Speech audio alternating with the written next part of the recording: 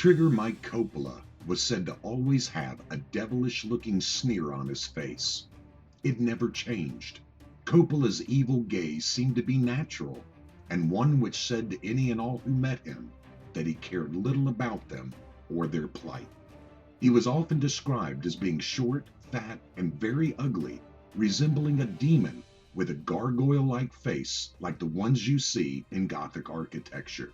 But one thing is for certain: Trigger Mike was both greedy and ruthless. Like so many immigrants of the time, conflicting reports have him born in either Italy or New York, and the dates for his birth vary also. As a teenager in 1914, he was deemed to be incorrigible and set on a path of crime. As a result, the state of New York allowed him to take up residence in one of their reformatories. By the time he was 25 years old, he had become a frequent guest of the state, residing at one of their facilities, including a 30-month stretch at the Big House, Sing Sing Prison. Though arrested for various criminal activities, including felonious assault, pickpocketing, and suspicion of murder, Mike earned the nickname Trigger Mike due to his willingness to use a gun. His rise through the ranks during Prohibition is not well documented.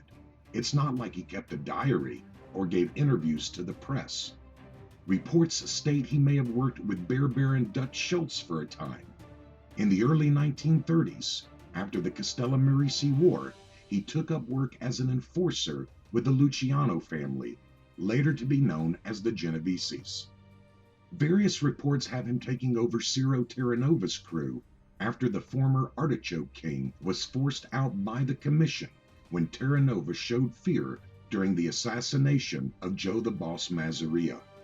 Reports have Coppola being involved in a robbery of a dinner party involving a powerful but crooked judge named Vitali. A one-time police informant also identified Coppola as a possible target, along with Joe Rayo, by Vincent Mad Dog Cole, in which Cole carelessly shot 5 children playing in the street. But these reports cannot be substantiated. By the 1940s, Coppola had risen in the ranks of the Luciano family, but his role remained a mystery to law enforcement. According to informant Joseph Valachi, Trigger Mike had become a capo and headed up one of the largest crews in New York during this time. They specialized in every conceivable criminal activity that was out there, and even invented a few, taking after other Italians like Al Capone, Johnny Torrio, Lucky Luciano, and Vito Genovese. Well, he could work with anyone as long as they made him money. He was not like his Sicilian counterparts who didn't even trust fellow Italians. Mike's parents hailed from the mainland, and they seemed to be more tolerant of non-Italians. And Trigger Mike's only goal was to make a lot of money. He had so much stashed in various places, he would often forget about it. In one reported incident, Trigger Mike, who was at home, blurted out, "My God," and frantically called the manager of one of his restaurants to go to the freezer and have someone bring up a certain package. When the courier arrived, Mike spent the remainder of the evening behaving like a giddy schoolboy as he thawed out nearly $220,000 in cash he had completely forgot about. It was also reported that Mike had a close relationship with the Jewish mobster Louis Lepke Buchalter, the one-time head of the Commission's Murder Incorporated. And Mike, he was no stranger to murder. He may have fulfilled a few contracts for his friend Lepke and Lepke's predecessors, Bugsy Siegel and Meyer Lansky. As long as the money was good, Coppola could always be counted on. However, one area of Mike's life in which he failed miserably was women. It has been said by others, and is worth repeating, Mike Coppola was no ladies' man. This statement had less to do with Mike's looks, but perhaps was more of a warning for women who saw a possible easy and exciting life if they could get Trigger Mike to walk down the aisle of marital commitment. His first wife, Doris Lehman, a long-legged, ravishing beauty, accidentally overheard Mike discussing the murder of a Republican politician who would not succumb to his pressure to look the other way, ignoring his criminal enterprises. Though she was pregnant with Mike's second child, the state called her to testify when Mike was under indictment, but they kindly delayed her testimony until after the birth of her child. Days later, Doris Lehman Coppola supposedly died from complications related to childbirth. At least that's the story Trigger Mike was telling everyone. The only problem?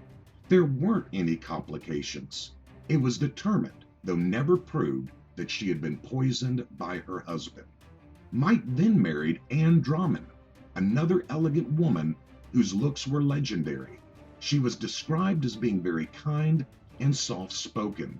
When Anne, the new Mrs. Coppola, came across a secret compartment in her new happy home containing hundreds of thousands of dollars and foolishly asked her husband about it, he flew into a rage and beat her senseless.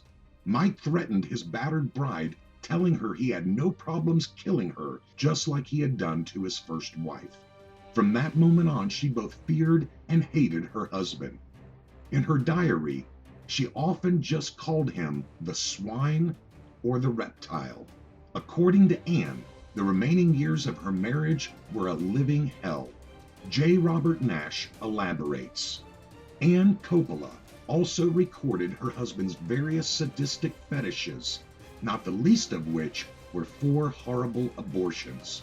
Each time Anne became pregnant, Coppola called in an underworld quack who performed an abortion on his wife while she lay on the kitchen table. Trigger Mike frothily delighted in these miserable operations, helping the doctor with his chore and getting sexual gratification from the deed. Anne eventually left her husband, who feared she might turn state's evidence against him. She was willing to testify and sent letters to anyone she could think of, from state authorities and even the Attorney General at the time, Robert Kennedy. During the late 1950s and into the 1960s, Trigger Mike was battling the IRS attempts to have him imprisoned on income tax evasion. In 1962, it was evident that the battle was lost, and Mike pled guilty, receiving a 1-year prison sentence and was fined $40,000.